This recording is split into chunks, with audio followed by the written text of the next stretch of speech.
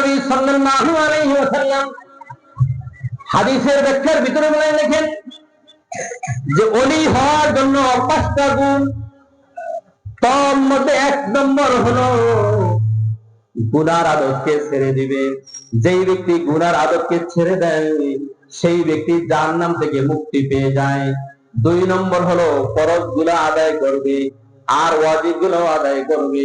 যেই ব্যক্তি ফরজ ওয়াজিব আদায় করে এর বিনিময়ে সে জান্নাত পাবে। একটু ভালো করে সংখ্যাটা বুঝতে হবে। গুনার আদতকে ছেড়ে দিলে এর বিনিময়ে জাহান্নাম থেকে মুক্তি পাবে। ফরজ ওয়াজিব ঠিকমতো আদায় করলে এর বিনিময়ে কি পাবে? জান্নাত পাবে। তাহলে বিনিময় হিসেবে পাই। যেই ব্যক্তি গুনার আদত ছেড়ে দিল, ফরজ ওয়াজিব আদায় করলো, এই ব্যক্তি জান্নাতে যাবে, বিনিময় হিসাবে জান্নাতে যাবে। কিন্তু এখনো বিনা হিসাবে জান্নাতে যাইতে পারবে না।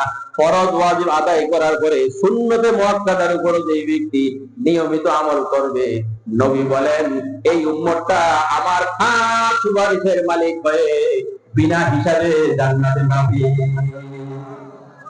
তাইলে গুনার আদতকে ছেড়ে দিলে জাহান্নাম থেকে মুক্তি পাওয়া যায়, ফরজ ওয়াজিব আদায় করলে এর বিনিময়ে জান্নাত পাওয়া যায়, সুন্নতে মুআক্কাদা আদায় করলে বিনা হিসাবে জান্নাত পাওয়া যায়।